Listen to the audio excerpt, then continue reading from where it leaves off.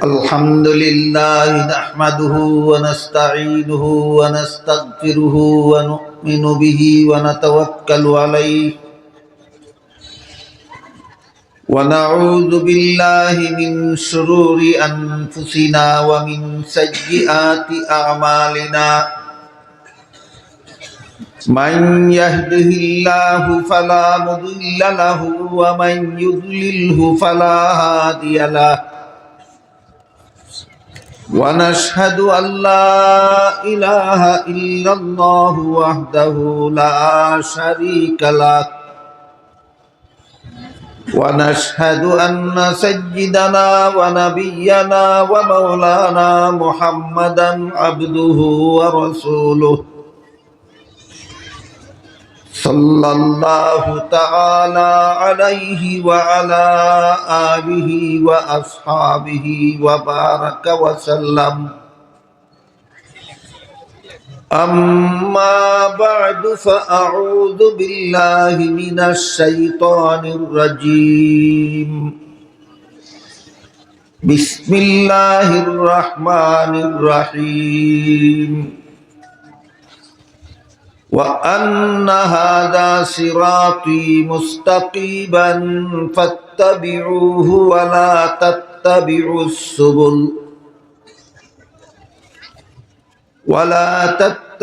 السبل فتفرق بكم عن سبيله ذلكم وصاكم به لعلكم تتقون وقال رسول الله صلى الله عليه وسلم تفرقت بنو إسرائيل على 72 ملة وتتفرق أمتي على 73 ملة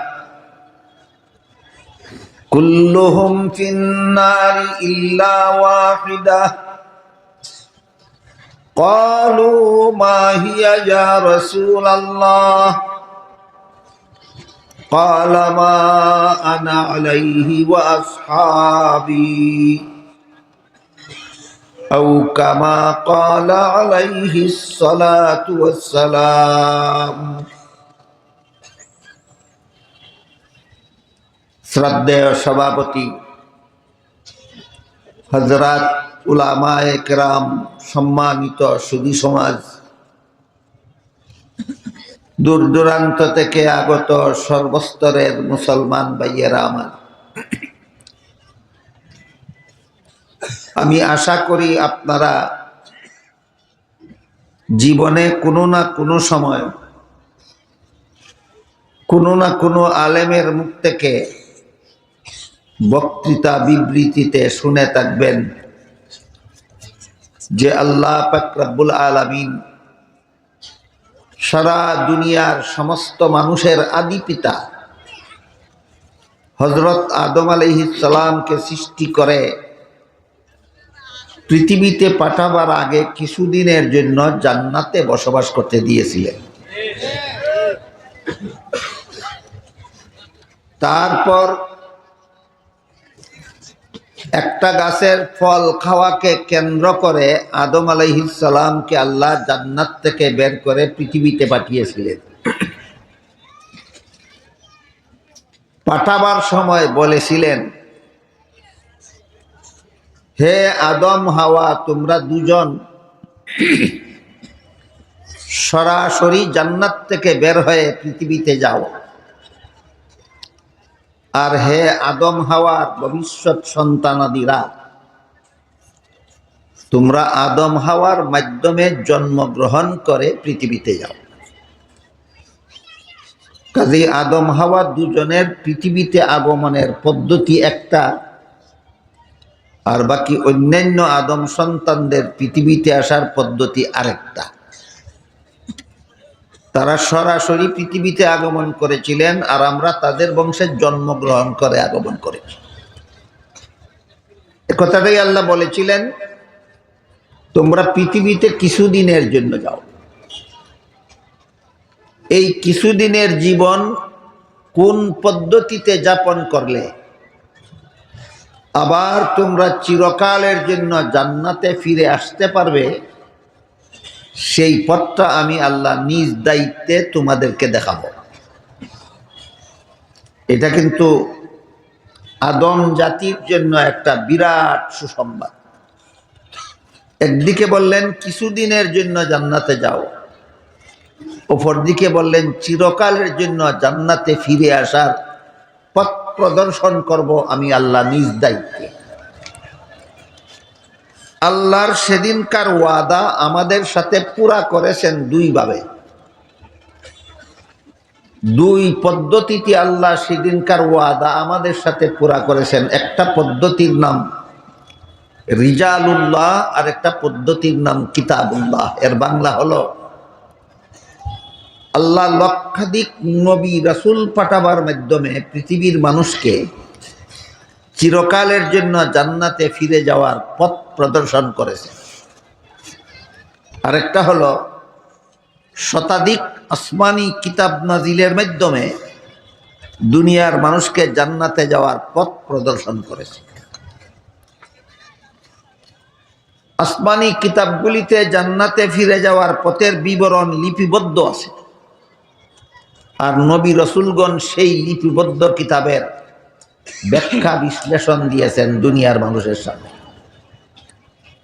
এই সমস্ত নবী রসুলগণের মধ্যে সর্বশেষ এবং সর্বশ্রেষ্ঠ নবী হলেন মুহাম্মাদুর রাসূলুল্লাহ সাল্লাল্লাহু আলাইহি ওয়াসাল্লাম।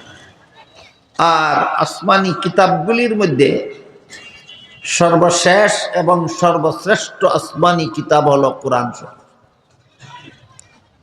এই কোরআনে আল্লাহ দুনিয়াবাসী মানুষকে চিরকালের জন্য জান্নাতে যাওয়ার যে পথ প্রদর্শন করেছেন, এই পথটার নাম দিয়েছেন কোরআনের ভাষায় সিরাতে মুস্তাকিম। পবিত্র কোরআনে আল্লাহ দুনিয়াবাসী মানুষকে জান্নাতে যাওয়ার যে পথ প্রদর্শন করেছেন, পথের নাম দিয়েছেন সিরাতে মুস্তাকিম। এর অর্থ হলো সোজা পথ। কোথায় যাওয়ার পথ? জান্নাতে যাওয়ার পথ। কাদের জন্য? দুনিয়াবাসী মানুষের জন্য। এই সিরাতে মুস্তাকিম কথার ব্যাখ্যা আছে সর্বমোট 7টা। মুফাসসিরিনে কেরাম তাফসীরের কিতাবে এই সিরাতে মুস্তাকিমের 7টা ব্যাখ্যা লিখেছেন। 1 নম্বর ব্যাখ্যা হলো ইসলাম ধর্মের পথ, দুনিয়ার মানুষের জন্য জান্নাতে পৌঁছার সোজা পথ। 2 নম্বর ব্যাখ্যা হলো কোরআনের বর্ণিত পথ, দুনিয়ার মানুষের জন্য জান্নাতে পৌঁছার সোজা পথ। 3 নম্বর ব্যাখ্যা হলো নবী রাসূলগণের পথ, দুনিয়ার মানুষের জন্য জান্নাতে পৌঁছার সোজা পথ। 4 নম্বর ব্যাখ্যা হলো সিদ্দিকগণের পথ, দুনিয়ার মানুষের জন্য জান্নাতে পৌঁছার সোজা পথ। 5 নম্বর ব্যাখ্যা হলো শহীদগণের পথ, দুনিয়ার মানুষের জন্য জান্নাতে পৌঁছার সোজা পথ। 6 নম্বর ব্যাখ্যা হলো সালেহগণের পথ, দুনিয়ার মানুষের জন্য জান্নাতে পৌঁছার সোজা পথ। 7 নম্বর ব্যাখ্যা হলো আহলে সুন্নাত ওয়াল জামাতের পথ, দুনিয়ার মানুষের জন্য জান্নাতে পৌঁছার সোজা পথ। এই প্রত্যেকটা পথের বিবরণ সবিস্তারে আলোচনা সাপেক্ষে বুঝার ব্যাপার। ইসলাম ধর্মের পথ বলতে কোন পথ বুঝায় আলোচনা ছাড়া পরিষ্কারভাবে বুঝে আসবে। কোরআনের বর্ণিত পথ বলতে কোন পথ বুঝায় তা ব্যাখ্যা সাপেক্ষ। নবী রাসূলগণের পথ বলতে কোন পথ বুঝায় তা ব্যাখ্যা সাপেক্ষ। সিদ্দিক কাদেরকে বলা হয়, তাদের পথ কোনটা? শহীদ কাদেরকে বলা হয়, তাদের পথ কোনটা? সালেহ কাদেরকে বলা হয়, তাদের পথ কোনটা? এই সবগুলি আলোচনা সাপেক্ষ ব্যাপার। সব কথার আলোচনা একদিনে করা যায় না। এজন্য আমি আজকে মাত্র 7 নম্বর ব্যাখ্যা সম্পর্কে আপনাদের সামনে কিছু ব্যাখ্যা বিশ্লেষণ তুলে ধরার উদ্দেশ্যে এই সিরাতে মুস্তাকিম শব্দ সম্বলিত একটি আয়াত তিলাওয়াত করেছি। 7 নম্বর ব্যাখ্যাটা হলো আহলে সুন্নাত ওয়াল জামাতের পথ, দুনিয়ার মানুষের জন্য জান্নাতে পৌঁছার সোজা পথ। এই আহলে সুন্নাত ওয়াল জামাত বলতে কি বোঝায় এবং এর পথটা কোনটা, এই 7 নম্বরটা নিয়ে আজকে আলোচনা হবে। প্রথম 6টা নিয়ে আজকে আলোচনা করার সময় সুযোগ নেই। আহলে সুন্নাত ওয়াল জামাত এবং এর পথ চিনার জন্য ভূমিকা স্বরূপ একটা কথা আমাদের মনে রাখতে হবে, সেটা হলো এক হাদিসে উল্লেখ আছে, জিবরিল ফেরেশতা রাসূলকে জিজ্ঞাসা করেছিলেন, ঈমান কাকে বলে? জবাবে রাসূল বলে দিয়েছিলেন, 6টি কথা বিশ্বাস করার নাম ঈমান। এটা কিন্তু সমস্ত মুসলমানদের জানা সকল ফরজের বড় ফরজ। একজন মুসলমানও যদি জানে যা যে ঈমান কাকে বলে, তাহলে তো সে ঈমানদার গণ্যই হতে পারে না। এজন্য কোনো মুসলমানের জন্য ঈমান মুমিন মুসলমান বলে গণ্য হওয়ার জন্য সর্বপ্রথমে জানতে হবে আল্লাহর রাসূল বলে দিয়েছেন 6টি কথা বিশ্বাস করার নাম ঈমান। এই 6 কথা একত্রে যারা বিশ্বাস করে তারাই ঈমানদার, তারাই আল্লাহর দৃষ্টিতে মুমিন মুসলমান। 6 কথার প্রথম কথা হলো আল্লাহ বিশ্বাস, দ্বিতীয় কথা হলো ফেরেশতা বিশ্বাস, তৃতীয় কথা হলো আসমানি কিতাব তথা কুরআন বিশ্বাস, চতুর্থ কথা হলো নবী রাসূলগণ বিশ্বাস, পঞ্চম হলো তাকদীর বিশ্বাস, ষষ্ঠ হলো আখিরাতের চিরস্থায়ী জীবন। কটা হইল? 6টা। এই 6টা। মরণের পরে আবার জীবিত হব, সমস্ত মানুষ জীবিত হবে এবং সেই জীবন হবে পরকালীন চিরস্থায়ী জীবন। জীবিত হওয়াটাকে একটা দফা আর পরকালকে আরেকটা দফা গণ্য করলে মোট বিষয় হয় 7টা।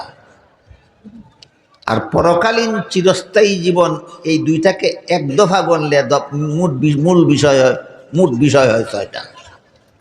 এই জন্য বললাম কোনো মাদ্রাসার ছাত্রের মনে প্রশ্ন জাগতে পারে যে আমরা তো জীবনকে একটা বিষয় জানি আর আখিরাতকে আরেকটা বিষয় জানি, দুইটা গণ্য করলে 7টা বিষয় আর দুইটাকে একটা গণ্য করলে 6টা বিষয়। তো আমরা সংক্ষিপ্তকরণের জন্য এইভাবে 6টা গণি। 1 নম্বরে আমি আল্লাহ বিশ্বাস করি, 2 নম্বরে ফেরেশতা বিশ্বাস করি, 3 নম্বরে কুরআন বিশ্বাস করি, 4 নম্বরে নবী রাসূল বিশ্বাস করি, 5 নম্বরে তাকদীর বিশ্বাস করি, 6 নম্বরে আখিরাতের চিরস্থায়ী জীবন। এই 6টা কথা যে কোনো যুগের যে কোনো দেশের যে কোনো মানুষ বিশ্বাস করবে সেই আল্লাহর কাছে মুমিন মুসলমান বলে গণ্য হবে। এই 6 কথার কোনো একটা কথা যদি কেউ অবিশ্বাস করে, অমান্য করে, অথবা এমন কথা বলে, এমন কাজ করে যার দ্বারা অমান্য করা অবধারিত হয়ে পড়ে, তাহলে সে আর মুমিন মুসলমান থাকে না, সে আল্লাহর কাছে অমুসলিম বলে গণ্য হয়ে যায়। রাসূলের বর্ণিত এই 6 কথায় বিশ্বাসীরাই মুমিন মুসলমান, এর কোনো কথায় অবিশ্বাসীরাই অমুসলিম। কথা বুঝে থাকলে এবার বলতে পারেন আপনারা কি মুমিন মুসলমান? এবার বলতে হবে কিভাবে বুঝলেন? হ্যাঁ, রাসূল বলেছেন এই 6 কথা যেই বিশ্বাস করে সেই মুমিন মুসলমান। কাজে কোনো সন্দেহ নাই, আমরা যারা এই 6 কথায় বিশ্বাসী আমরা মুমিন মুসলমান, কোনো সন্দেহ নাই, সন্দেহহীনভাবে আমরা মুমিন মুসলমান। এরপর 2 নম্বর কথা হলো একটা হাদিসে আল্লাহ রাসূল সাল্লাল্লাহু আলাইহি ওয়াসাল্লাম, আরেকটা হাদিস, 6 কথা বিশ্বাস করলে মুমিন মুসলমান হয়। এই হাদিস যে হাদিসে রাসূল বলেছেন, এই হাদিসটাকে মুহাদ্দিসিনে কেরামের পরিভাষায় হাদিসে জিবরিল বলা হয়। আরেকটা হাদিসে আল্লাহ রসুল আরেক কথা বলেছেন, সেই হাদিসটাকে মুহাদ্দিসিনে কেরামের পরিভাষায় হাদিসে ইফতারাকে উম্মত বলা হয়। সেই হাদিসে উল্লেখ আছে, সংক্ষেপে বলছি। আল্লাহ রসুল বলেন, আমার মুসলমান উম্মতেরা ৭৩ দলে বিভক্ত হবে। এর মধ্যে ৭২ দল মুসলমান হবে জাহান্নামী, আর একদল মুসলমান হবে জান্নাতি। যদি সঠিকভাবে আমার কথাগুলি বুঝে থাকেন তাহলে বলতে পারবেন, রাসূল যে বললেন ৭২ দল মুসলমান জাহান্নামী হবে, মুসলমান কি ৬ কথায় অবিশ্বাসী না বিশ্বাসী? বিশ্বাসী। ৬ কথায় বিশ্বাসী বলেই এরা মুসলমান। কাজেই এখানে অত্যন্ত গুরুত্বপূর্ণভাবে আমাদের বুঝার ব্যাপার হলো জাহান্নামী কোন দোষের কারণে। ৭২ দল মুসলমান সবাই তো ৬ কথায় বিশ্বাসী বলেই মুসলমান, এদেরকে রাসূল জাহান্নামী বললেন কোন কারণে? আর একদল মুসলমানকে যে রাসূল জান্নাতি বলেছেন, এরাও তো ৬ কথায় বিশ্বাসী বলেই মুসলমান, এরা জান্নাতি হবে কোন গুণের কারণে? এই দুইটা প্রশ্নের জবাব পরিষ্কারভাবে এখনো বেশিরভাগ মুসলমানের জানা না থাকার কারণে মুসলমানের দলাদলি, কুন্দল, মারামারি, হানাহানি, কাটাকাটি, ঝগড়া, ফসাদ, গন্ডগোল এইগুলির কারণও খুঁজে পায় না, প্রতিকারও করতে পারে না।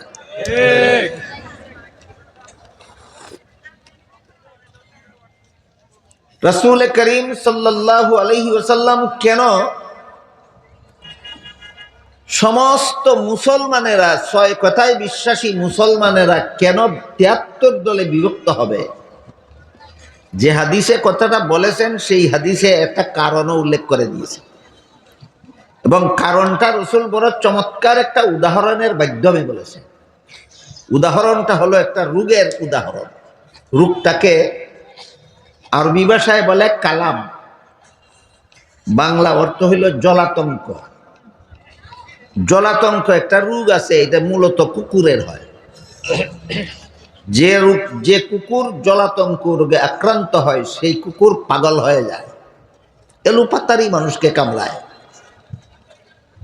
এই জলাতঙ্ক রোগে আক্রান্ত পাগলা কুকুরের কামড় যেই মানুষের শরীরে লাগে, তার দাঁত থেকে জলাতঙ্ক রোগের পয়জন ওই কামড় খাওয়া মানুষের রক্তের সাথে মিশে যায়। এইভাবে তার শরীরের সমস্ত রক্ত জলাতঙ্ক রোগের পয়জনে আক্রান্ত হয়ে মানুষটাও জলাতঙ্ক রোগে আক্রান্ত হয়ে পড়ে। এর লক্ষণ হলো পানির পিপাসায় কলিজা ফেটে মারা যায়, কিন্তু পানি দেখলে পান করবে দূরের কথা, তার কাছে যেতেও ভয় পায়। জলাতঙ্ক রোগীর আলামত। আল্লাহর রাসূল এই জলাতঙ্ক রোগের উদাহরণ দিয়া বলেন, পাগলা কুকুরের কামড় খাওয়া মানুষটার শরীরের রক্তের কণায় কণায় যেমন ভাবে জলাতঙ্ক রোগের পয়জন মিশে যায়, ঠিক তেমনি ভাবে আমার মুসলমান উম্মতের মধ্যে ৭২ দল মুসলমান উম্মতের রক্তের কণায় কণায় দুনিয়ার লোভ লালসা মিশে যাবে। একদল মুসলমান মাত্র দুনিয়ার লোভ লালসা থেকে মুক্ত থাকবে। পাইলাম কি, ৭২ দল মুসলমান ৬ কথায় বিশ্বাসী হওয়া সত্ত্বেও জাহান্নামী বা হবে কেন? আর এত দলেই বিভক্ত হবে কেন? দুনিয়ার লোভে পড়ে। কেন দুনিয়ার লোভে পড়ে? ইসলামের নাম ব্যবহার করবে, ইসলামী কর্মকাণ্ডও করবে, ইসলামী আচার অনুষ্ঠানও করবে, কিন্তু উদ্দেশ্য আল্লাহর সন্তুষ্টি হবে না, উদ্দেশ্য হবে দুনিয়ার স্বার্থ হাসিল করা। গল্পের মতোই একটা সত্য ঘটনা বলি আপনাদের। ইসলামী কর্মকাণ্ডের মধ্যে কেমন ভাবে দুনিয়ার অসৎ উদ্দেশ্য অন্তরে লুকায়িত থাকে। আপনাদের অনেকের জানা থাকার কথা, এক সময় পাকিস্তানের প্রধানমন্ত্রী ছিলেন বেনজির ভুট্টো। বেনজির ভুট্টোর চিন্তা চেতনা, মন মানসিকতা, জীবনযাপন নাস্তিক্যবাদী, দিন ধর্মের ধার ধারে না, এইরকম মন মানসিকতার লোক বেনজির ভুট্টো। এমত অবস্থায় একবার জাতীয় সংসদ নির্বাচনের সময় আসলো, হঠাৎ করে তাকে বেনজির ভুট্টোকে দেখা গেল সে তসবিহ পড়ে। সারা বছর 5 বেলার নামাজ পড়ে না, আসন্ন নির্বাচন সামনে নিয়ে তসবিহ পড়ে। একজন আলেম তাকে জিজ্ঞাসা করলেন, আজকাল কিসের তসবিহ পড়া শুরু করলেন? বলে আয়াতুল কুরসির তসবিহ পড়ি। জিজ্ঞাসা করা হলো, আয়াতুল কুরসি তো অনেক লম্বা, এত তাড়াতাড়ি দানা টানেন কিভাবে? বলে আমি এটাকে শর্টকাট করে নিয়েছি। জিজ্ঞাসা করা হলো, কেমন শর্টকাট? বলে এই দীর্ঘ আয়াতের মধ্যে কুরসি একটা শব্দ আছে, আগের পিছের সব বাদ দিয়া শুধু কুরসি কুরসি কুরসি কুরসি। কুরসি শব্দের বাংলা অর্থ হইল গদি। কুরসি শব্দের বাংলা অর্থ হইল গদি। তসবিহ তো পড়ে, মানুষে দেখলে মনে করে আল্লাহর নাম জপে, আসলে কি জপে? গদি গদি গদি গদি। এই দেখেন, তসবিহ একটা ধর্মীয় ব্যাপার। দেখি আল্লাহরে সন্তুষ্ট করার জন্য জপে না গদি পাওয়ার জন্য জপে? চিন্তা করে দেখেন, ধর্মকে মানুষে দুনিয়ার স্বার্থে কেমন ভাবে ব্যবহার করে। এমন নজির মনে হয় বাংলাদেশে নাই।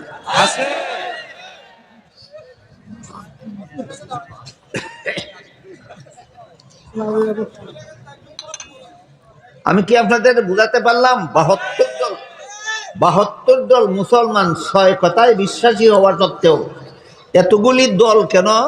দুনিয়া অর্জন করার এতগুলি পদ্ধতি অবলম্বন করার কারণে এতগুলি দল আর জাহান্নামী কেন? এরা ধর্মকে দুনিয়ার স্বার্থে ব্যবহার করে। কাজেই রাসূল করিম সাল্লাল্লাহু আলাইহি ওয়াসাল্লাম এই 72 দল মুসলমানকে জাহান্নামী বলেছেন। 72 দল মুসলমান, এরা 6 কথায় বিশ্বাসী, কিন্তু দুনিয়ার লোভে পরে এরা সুজা পথে জান্নাতে যাওয়ার জন্য ইসলাম পালন করে না, দুনিয়ার স্বার্থ উদ্ধারের জন্য ইসলাম পালন করে। এই জন্য এদেরকে আল্লাহ রসুল জাহান্নামী বলেছেন। তাই 6 কথার বিশ্বাসকে যথাযথভাবে ব্যাখ্যা করলে দুনিয়ার স্বার্থে ব্যবহার করা যায় না। এই জন্য এরা যে 6 কথা বিশ্বাস করে মুসলমান হয়েছে, এই 6 কথাকে মন গড়া ব্যাখ্যা মতো বিশ্বাস করে। 72 দল মুসলমান জাহান্নামী হওয়ার কারণ, দুনিয়ার লোভে এরা 6 কথা বিশ্বাস করে ঠিক, কিন্তু সহি ব্যাখ্যা মতে নয়, মন গড়া ব্যাখ্যা মতো। একদল মুসলমান সুজা পথে জান্নাতে যাওয়ার জন্য ইসলামী ধর্মকর্ম পালন করে আল্লাহর সন্তুষ্টির জন্য, আর 6 কথার মন গড়া ব্যাখ্যা করে না, 6 কথার সহি ব্যাখ্যা করে। এই জন্য একদল মুসলমান জান্নাতি আর 72 দল মুসলমান জাহান্নামী। অত্যন্ত গুরুত্বপূর্ণভাবে সমস্ত মুসলমানের এই কথাটা জানা থাকা দরকার যে হাদিস শরীফে যে আল্লাহর রাসূল বলেছেন 73 দল মুসলমানের মধ্যে 72 দল মুসলমান জাহান্নামী হবে, একদল মুসলমান জান্নাতি হবে। 72 দল মুসলমান 6 কথায় বিশ্বাসী বলেই মুসলমান। জাহান্নামী হওয়ার কারণ, দুনিয়ার লোভে এরা 6 কথার মন গড়া ব্যাখ্যা করে। দুনিয়ার লোভে এরা 6 কথার মন গড়া ব্যাখ্যা করার অপরাধে জাহান্নামী। একদল মুসলমান জান্নাতি মুসলমান, এর কারণ এরা ইসলামিক কর্মকাণ্ড দুনিয়ার স্বার্থে করে না, একমাত্র আল্লাহর সন্তুষ্টির জন্য করে। এই জন্য 6 কথার মন গড়া ব্যাখ্যা করে না, এরা 6 কথা সহি ব্যাখ্যা মতো গ্রহণ করে। এই বাচ্চারা সামনে বসাইছেন কেন? এরা একটু পরে পরেই তো গন্ডগোল করবে, এইখানে বসাইছেন কেন? এরকম করলে হবে না। হয়তো বসা থাকো, নাহলে চলে যাও, একটা করো। কিছুক্ষণ পরে পরে দাঁড়াই বা বসবা, নড়াচড়া করবে, এগুলি করবে না, সাবধান। শয়তান যখন দেখে মানুষ কোরআন হাদিসের কথা বুঝে ফেলতেছে, তখন কয়েকটা জায়গায় আক্রমণ করে। 1 নম্বর আক্রমণ করে যে সমস্ত নাবালক বাচ্চারা কথা বুঝে না, এদের গাঢ় সোয়ার হয়। খামোখা বৈশা আসোস কেন, উঠোস না কেন? এই জন্য কোনোদিন এই নাবালক বাচ্চাদেরকে সামনে নিয়ে ওয়াজ মাহফিলে বসবেন না। আমি বলে দিলাম, শয়তান যখন দেখবে মানুষ কোরআন হাদিস বুঝে ফেলতেছে, তখনই এদের গাড়ে সোয়ার হয় গন্ডগোল সৃষ্টি করার জন্য, আপনাদের বুঝার পথে ডিস্টার্ব করার জন্য। এখানে যদি ব্যর্থ হয় তাহলে শয়তান সোয়ার হয় মাইকের গাড়ে, মাইক বন্ধ হইয়া যায়। এখানেও যদি ব্যর্থ হয় শয়তান সোয়ার হয় লাইটের গাড়ে, হঠাৎ লাইট নিভে যায়, হয় কিনা? এগুলি সব শয়তানের চক্রান্ত। আপনারা না জানার কারণে, না বুঝার কারণে এক এক রকম শয়তানের চক্রান্তের শিকার হয়ে পড়ে। এই জন্য আগে ভাগে সতর্ক থাকতে হবে। যারা কোরআন হাদিসের কথা যথাযথভাবে বুঝার বয়স যাদের হয়নি, এদেরকে সামনে নিয়ে কখনো বসবেন না। এদের গাড়ে সোয়ার হইয়া শয়তান আপনাদেরকে ডিস্টার্ব করতে পারবে না। আর মাইক কারেন্টে চালাবেন না, মাইক ব্যাটারিতে চালাবেন, তখন কারেন্টের গাড়ে শয়তান সোয়ার হইয়া ডিস্টার্ব করতে পারবে না। আর লাইটের জন্য বিকল্প জেনারেটর রাখবেন, তাহলে কারেন্টের গাড়ে সোয়ার হইয়া শয়তানে লাইটে গন্ডগোল করতে পারবে না। মনে থাকবে?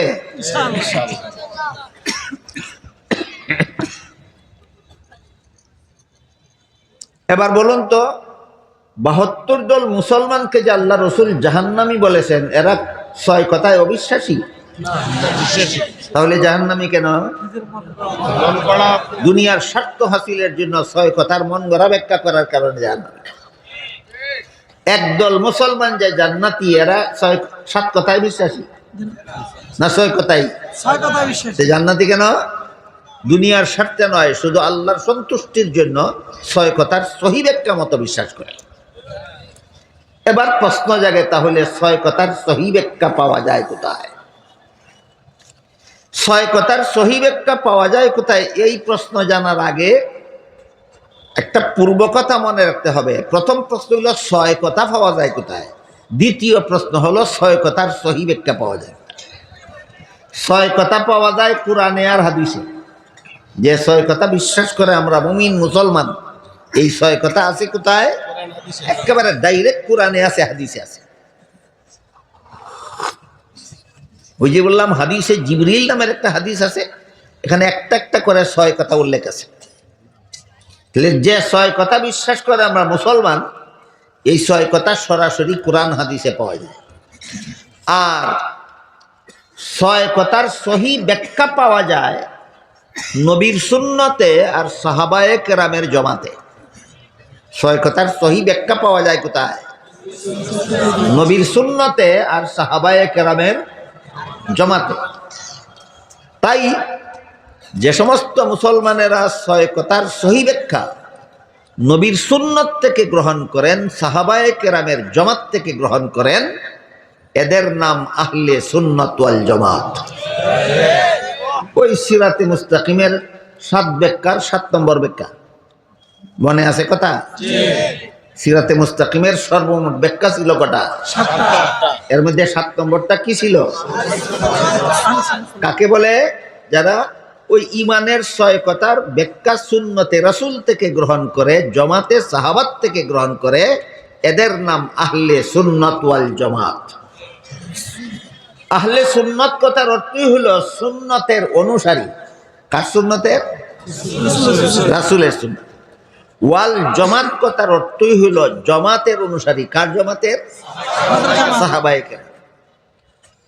কোন কোন ব্যাপারে? ৬ কথার সহি ব্যাখ্যার ব্যাপারে। ৬ কথার ইমানের ৬ কথার সহি ব্যাখ্যার ব্যাপারে যারা নবীর সুন্নতের অনুসারী, সাহাবায়ে কেরামের জমাতের অনুসারী, এদেরকে বলা হয় কোরআন হাদিসের পরিভাষায় আহলে সুন্নাত ওয়াল জামাত। কাজেই কেউ যদি আল্লাহকে মন গড়া ব্যাখ্যা মতো বিশ্বাস করে, বুঝতে হবে দুনিয়ার স্বার্থে সে অপব্যাখ্যা শুরু করেছে। কেউ যদি ফিরিস্তা সম্পর্কে মন গড়া ব্যাখ্যা শুরু করে, বুঝতে হবে দুনিয়ার স্বার্থে পরে ভুল ব্যাখ্যা শুরু করেছে। কেউ যদি নবী রসুল নিয়ে মন গড়া ব্যাখ্যা শুরু করে, বুঝতে হবে দুনিয়ার স্বার্থে পড়েছে। বুঝতে হবে কি কিসে পড়েছে? দুনিয়ার স্বার্থে পড়েছে। আনুষঙ্গিকভাবে একটা কথা বলে ফেলি আগে ভাগে, শেষ পর্যন্ত আমার হাতে কতটুকু সময় থাকে না থাকে, আপনাদের হাতে কতটুকু আমি তো জানি না। অগ্রিম একটা কথা বলে রাখি, তারা অনেকে শুনে থাকবেন 2001 সাল থেকে তবলিগের সাথে জড়িত একজন লোক নবীগণকে অপরাধী সাব্যস্ত করা শুরু করেছে, নবীগণকে গুনাহগার, নবীগণকে পাপিষ্ট সাব্যস্ত করা শুরু করেছে। আমি যখন সর্বপ্রথম শুনেছিলাম তখনই মন্তব্য করেছিলাম এই লোকটা ইহুদি খ্রিস্টানের দালাল হবে, কিন্তু তখন কোনো জোরদার শক্তিশালী কোনো দলিল প্রমাণ আমার হাতে ছিল না। বর্তমানে সরকারের গোয়েন্দা বিভাগের কাছে ধরা পড়েছে সরাসরি ইসরায়েলি ইহুদিদের সাথে এই লোকটার ঘনিষ্ঠ সম্পর্ক। ইসরায়েলি ইহুদিদের সাথে ঘনিষ্ঠ সম্পর্ক যেই মুসলমান, এই লোকটাই বিভিন্ন নবীগণকে বিভিন্ন অজুহাতে বিভিন্ন বাহানায় পাপিষ্ট গুনাহগার বলে প্রচার করে বেড়াচ্ছে। লোকটার নাম হলো সাদ সাহেব। লোকটার নাম আমি তো প্রথমেই বলেছিলাম লোকটা ইহুদি খ্রিস্টানের দালাল হবে। আমার হাতে জোরদার কোনো দলিল প্রমাণ ছিল না, এই জন্য খুব জোরে সরে বলতে পারিনি।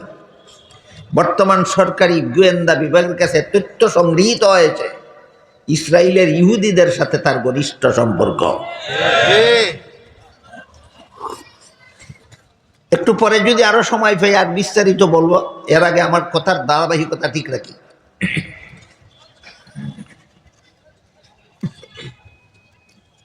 নবীর সুন্নত এবং সাহাবায়ে কেরামের জমাতে পাওয়া যায় ইমানের 6 কথার সহি ব্যাখ্যা। কাজেই আল্লাহ সম্পর্কে কিছু সহি ব্যাখ্যা আছে, কিছু মন গড়া ব্যাখ্যা আছে। ফিরিস্তা সম্পর্কে কিছু সহি ব্যাখ্যা আছে, কিছু ভুল ব্যাখ্যা আছে। নবী রাসূল সম্পর্কে কিছু ব্যাখ্যা আছে সহি, কিছু ব্যাখ্যা আছে ভুল। তাকদীর সম্পর্কে এরকমই কোরআন সম্পর্কেও কিছু ব্যাখ্যা আছে সহি, কিছু ব্যাখ্যা আছে ভুল। যারা সহি ব্যাখ্যা গ্রহণ করেন, আমার এতক্ষণের কথা যারা বুঝেছেন একটু দয়া করে বলেন ইমানের 6 কথার সহি ব্যাখ্যা আমরা যারা মানতে চাই পাবো কোথায়? 2 ঠিকানায়। 2 ঠিকানায়। এক ঠিকানার নাম নবীর সুন্নত, আর এক ঠিকানার নাম সাহাবায়ে কেরাম। এখানে আর একটু কথা বলতে হয়, নবীর সুন্নত কি মুসলমানের জন্য যথেষ্ট নয়? সাহাবায়ে কেরামের জমাত কেন আবার? একটা প্রশ্ন। নবীর সুন্নত কি মুসলমানের জন্য যথেষ্ট নয়, সাথে আবার সাহাবাদের জমাত কেন? আমি জবাব দেবার আগে বলতে চাই, আমি বলেছি মা আনা আলাইহি ওয়া আসহাবি, আমি বলেছি না আপনার নবী বলেছেন? নবী বলেছেন। প্রশ্ন আমাকে করো কেন? তোমার নবী রেগে করো। প্রশ্ন আমাকে করো কেন? তোমার নবীকে যে প্রশ্ন করো যে আপনি কেন আপনার সাথে সাহাবাদের জমাতে শরীক করলেন? বুঝা গেল দাল মে কুছ কালা হয়, দাল মে কুছ। নবীর কথার বিরুদ্ধে যাদের প্রশ্ন জাগে এরাই মন গড়া ব্যাখ্যা করতে চায়, এরাই দুনিয়ার স্বার্থের লোভে পড়েছে, এরাই দুনিয়ার স্বার্থের লোভে ইসলামের নাম ব্যবহার করে। এবার একটা উদাহরণ দিচ্ছি, নবীর সুন্নতের সাথে আবার সাহাবায়ে কেরামের জমাতকে আমি জড়িয়েছি না স্বয়ং নবী জড়িয়েছেন? এবার কেন জড়ালেন বুঝার জন্য একটি উদাহরণ দিচ্ছি। এক হাদিসে রাসূল করিম সাল্লাল্লাহু আলাইহি ওয়াসাল্লাম বলেন, ইন্নাল্লাহ ফারাদা সিয়ামা রমাদানা আলাইকুম ওয়া সানানতু লাকুম কিয়ামাহু ফামান সামাহু ওয়া কামাহু ঈমানান ওয়া ইহতিসাবান খারাজা মিন যুনুবিহি কায়াউমিন ওয়ালাদাতহু উম্মুহু আও কামা ক্বালা আলাইহিস সালাতু ওয়াস সালাম। এর অর্থ হলো রাসূল বলেন রমজান মাসে দিনের বেলায় রোজা রাখা আল্লাহ তোমাদের জন্য ফরজ করেছে। বুঝে থাকলে বলুন, রমজানের দিনে রোজা রাখা কার ফরজ? আল্লাহর ফরজ। রাসূল বলেন রাতের বেলায় তারাবিহের নামাজ পড়া আমি রাসূল তোমাদের জন্য সুন্নত করেছি। তারাবির নামাজ কার সুন্নত? নবীর সুন্নত। দিনের রোজা আল্লাহর ফরজ, রাতের তারাবি নবীর সুন্নত। দিনের রোজা আল্লাহর ফরজ, রাতের তারাবি নবীর সুন্নত। এই তারাবির নামাজ সম্পর্কে হাদিসে উল্লেখ আছে, রাসূল মাত্র 3 দিন মসজিদে গিয়েছিলেন তারাবির নামাজ জমাতে পড়তে। প্রথম দিন যখন রাসূল তারাবির নামাজ জমাতে পড়তে মসজিদে গেলেন, আশপাশের সাহাবাগণ যারা সংবাদ পেলেন মসজিদে অংশগ্রহণ করলেন। দ্বিতীয় দিন আবার যখন গেলেন মুসল্লিদের সংখ্যা আরো বেড়ে গেল। তৃতীয় দিন আবার যখন গেলেন মুসল্লিদের স্থান হয় না মসজিদে, এমনভাবে মুসল্লিদের সমাগম হলো। এরপর থেকে রাসূল আর কোনোদিন তারাবির নামাজ জমাতে পড়ার জন্য মসজিদে যাননি। ঘটনা বুঝে থাকলে বলুন, তারাবির নামাজ জমাতে পড়ার জন্য রাসূল মসজিদে গিয়েছিলেন কতদিন? এই 3 দিন। কত রাকাত তারাবি পড়েছিলেন রাসূল, এই হাদিসে রাকাতের কোনো সংখ্যা উল্লেখ নাই। যে 3 দিন রাসূল মসজিদে গিয়েছিলেন তারাবির নামাজ জমাতে পড়ার জন্য, পড়েছেন সাহাবায়ে কেরামকে নিয়ে জমাতে পড়েছেন, কিন্তু এই হাদিসে কত রাকাত পড়েছেন রাকাতের সংখ্যা উল্লেখ নাই। যেহেতু রাসূল তারাবি পড়েছেন 3 দিন মসজিদে গিয়া সাহাবাদের সাথে নিয়ে জমাতের সাথে, অথচ কত রাকাত পড়েছেন হাদিসে উল্লেখ নাই। এখন আমরা রাকাতের সংখ্যাটা পাব কোথায়? হযরত উমর ফারুক রাদিয়াল্লাহু তাআলা আনহু যখন রাসূলের দ্বিতীয় খলিফা মনোনীত হলেন, তখন প্রতিদিন তারাবির নামাজ জমাতের সাথে মসজিদে পড়ার ব্যবস্থা চালু করলেন। রাসূল পড়েছিলেন 3 দিন, উমরে চালু করেন প্রতিদিন। রাসূল পড়েছিলেন 3 দিন, উমর চালু করলেন প্রতিদিন। সেই প্রতিদিনের জমাতে 20 রাকাত তারাবির নামাজ পড়া হতো এবং সাহাবায়ে কেরাম বিনা প্রতিবাদে দলে দলে সেই তারাবিতে অংশগ্রহণ করতেন। রাসূল তারাবির নামাজ 2-3 দিন মসজিদে গিয়ে জমাতের সাথে পড়েছেন, রাকাতের সংখ্যা উল্লেখ নাই। উমরের শাসন আমলে সাহাবায়ে কেরাম এই জমাতে শরীক হয়ে কত রাকাত পড়তেন? 20 রাকাত। এখন যদি আপনি বলেন নবীর সুন্নত কি মুসলমানের জন্য যথেষ্ট নয়, আবার সাহাবায়ে কেরামের জমাত কেন? আপনি বলুন, নবীর সুন্নত যদি তোমার জন্য যথেষ্ট হয়, তারাবির নামাজ কত রাকাত পড়বা বলো?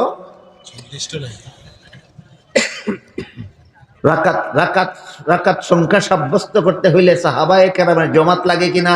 লাগে। আমি একটা সহজ উদাহরণ এভাবে দিয়ে থাকি, এই ধরনের প্রশ্ন যারা করে যে রাসূলের সুন্নত কি আমাদের জন্য যথেষ্ট নয়, সাথে আবার সাহাবায়ে কেরামের জমাত কেন?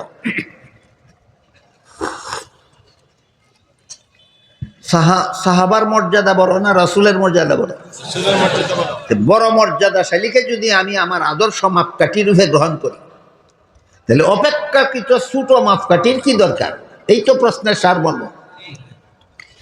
এমন কোন বুদ্ধিমানে যদি বলে যে যার ঘরে কয়েক কেজি স্বর্ণ আছে, তার আবার লবণের কি দরকার? লবণের দাম তো স্বর্ণের চেয়ে অনেক কম। কি বলেন আপনারা? লবণের দাম বেশি না স্বর্ণের দাম বেশি? কয়েক কেজি স্বর্ণ যদি আপনার ঘরে থাকে, তাহলে আর কম দামা লবণের কি দরকার? এই প্রশ্ন যেমন বুকামি, ঠিক তেমনি ভাবে মহামূল্যবান রাসূল যদি আমার আদর্শ মাপকাঠি হন, তাহলে সাহাবায়ে কেরামকে আবার আদর্শ মাপকাঠি বানার দরকারটা কি? এই প্রশ্ন তেমন বুকামি।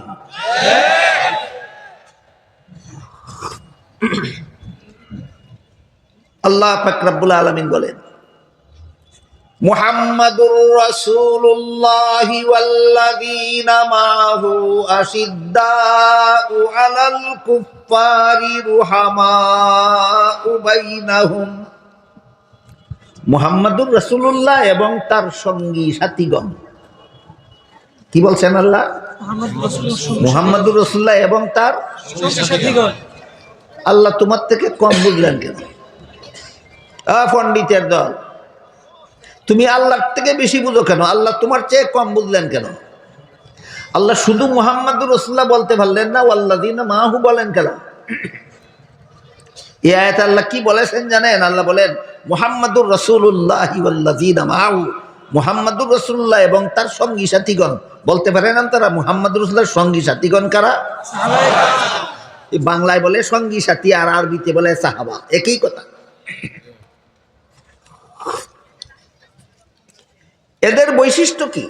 মুহাম্মাদুর রাসূলুল্লাহ এবং তার সঙ্গী সাথীগণের বৈশিষ্ট্য কি? আল্লাহ বলেন আশিদ্দাউ আলাল কুফফারি রুহামাউ বাইনাহুম, সন্ত্রাসী বেঈমানদের মোকাবেলায় অত্যন্ত কঠোর। মুহাম্মাদুর রাসূলুল্লাহ সন্ত্রাসী বেঈমানদের মোকাবেলায় কঠোর, সাহাবায়ে কেরাম সন্ত্রাসী বেঈমানদের বেলায় কঠোর। আর পরস্পরে সদয়, পরস্পরে সদয়, একে অপরের বেলায় সদয়। এই আয়াতের একটা বাস্তবায়ন ইসলামের স্বর্ণযুগের ইতিহাস থেকে একটা ঘটনা শুনে এই আয়াতের পরিপূর্ণ বাস্তবায়ন। কুখ্যাত এক মুনাফিকের নাম আছে ইসলামের ইতিহাসে ইবনে সাবা, আব্দুল্লাহ ইবনে সাবা, কুখ্যাত মুনাফিক। এই মুনাফিকে কতগুলি চক্রান্তের মাধ্যমে হযরত আলী আর হযরত মুআবিয়া রাদিয়াল্লাহু আনহুমার মধ্যে একটা দ্বন্দ্ব সৃষ্টি করে দিয়েছে। আসলে তারা উভয়ে সরল ছিলেন। তারা তাদের দুজনের কারো অন্তরে কোনো কুটিলতা ছিল না, কারো মধ্যে দুনিয়ার বিন্দু মাত্র লোভ লালসা ছিল না। কিন্তু কুখ্যাত মুনাফিক ইবনে সাবার চক্রান্তের ফলে তাদের দুজনের মধ্যে যখন বিরোধ সৃষ্টি হয়, তখন তৎকালীন পৃথিবীর রোম দেশের খ্রিস্টান বাদশা হযরত মুআবিয়ার কাছে পত্র পাঠাইল, বলল শুনেছি আলীর সাথে তোমার বিরোধ বেঁধেছে, তাই আলীর বিরুদ্ধে তুমি যেন যুদ্ধে বিজয়ী হতে পারো সেই উদ্দেশ্যে আমি তোমাকে সেনাবাহিনী দিয়া এবং অস্ত্রশস্ত্র দিয়া সাহায্য করতে চাই। খ্রিস্টান রোম দেশের খ্রিস্টান বাদশা হযরত মুআবিয়া নামের সাহাবীকে আলীর বিরুদ্ধে যুদ্ধে বিজয়ী হওয়ার জন্য সাহায্য করতে চায়, আবেদন পত্র পেশ করেছে। মুআবিয়া পত্রের জবাবে লিখলেন, আলী একজন মুসলমান, আমিও একজন মুসলমান। আলীর সাথে যদি আমার কোনো ব্যাপার নিয়ে বিরোধ থাকে, সেটা একান্তই মুসলমানদের ঘরোয়া ব্যাপার। এটা নিয়ে ইহুদি খ্রিস্টানের নাক গলাবার অধিকার নাই। তুমি যদি আলীর বিরুদ্ধে সেনাবাহিনী পাঠাও, আলীর পক্ষ থেকে আমি মুআবিয়া সর্বপ্রথম তোমার বিরুদ্ধে উত্তরবাড়ি উত্তোলন করব। আলীর প্রধান সৈনিক হিসাবে আমি তোমার সৈনিকের বিরুদ্ধে লড়ব। বলুন, আল্লাহ কোরআনে যে বলেছেন মুহাম্মাদুর রাসূলুল্লাহি ওয়াল্লাযীনা মাআহু আশিদ্দাউ আলাল কুফফারি রুহামাউ বাইনাহুম, এর বাস্তবতা সাহাবায়ে কেরামের জীবনে পাওয়া যায় কিনা? এরপরেও যদি কোনো পণ্ডিতে বুঝে না সুন্নতে রসুলরে আদর্শ মাপকাঠি মানলে জমাতে সাহাবাকে আবার আদর্শ মাপকাঠি মানতে হবে কেন, সেই পণ্ডিতকে বুঝাবার আর কিছু নাই। আমরা শুধু আল্লাহর কাছে দোয়া করবো, আল্লাহ যেন তাদেরকে হেদায়েত দান করে।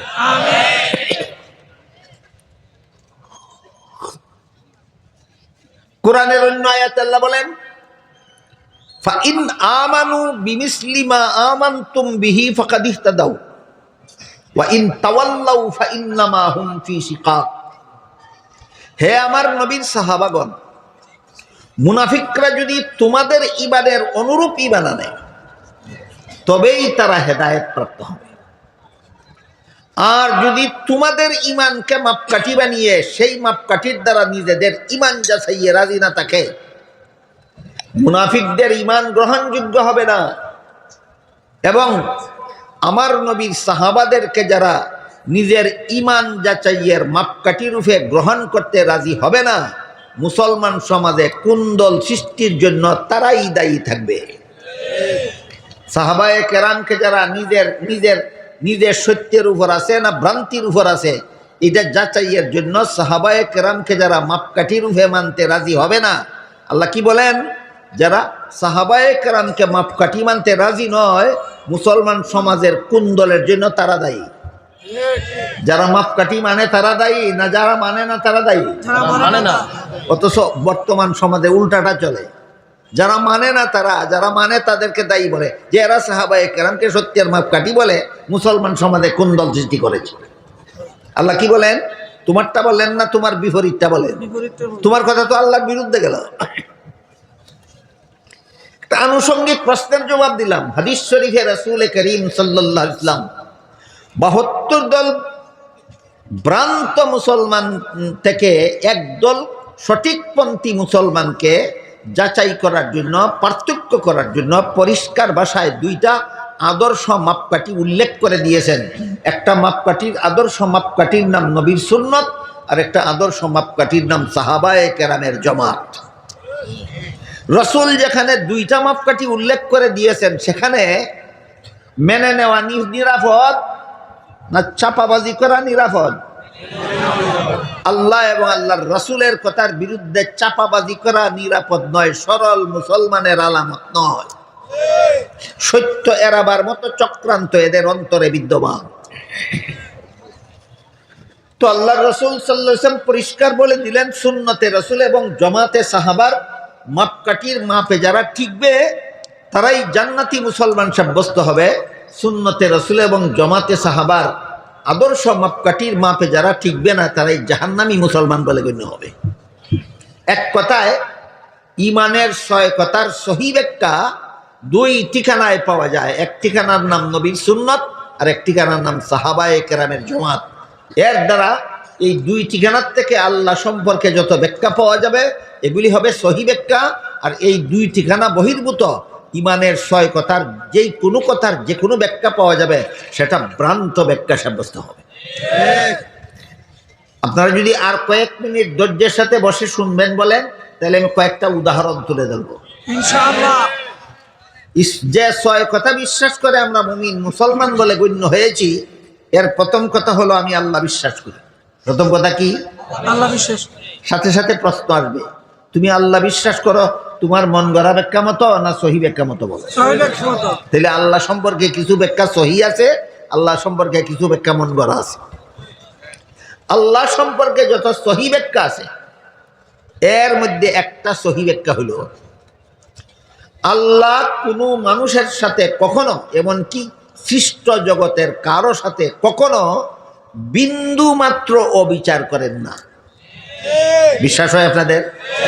1 নম্বর আল্লাহ সম্পর্কে একটা সহি ব্যাখ্যা।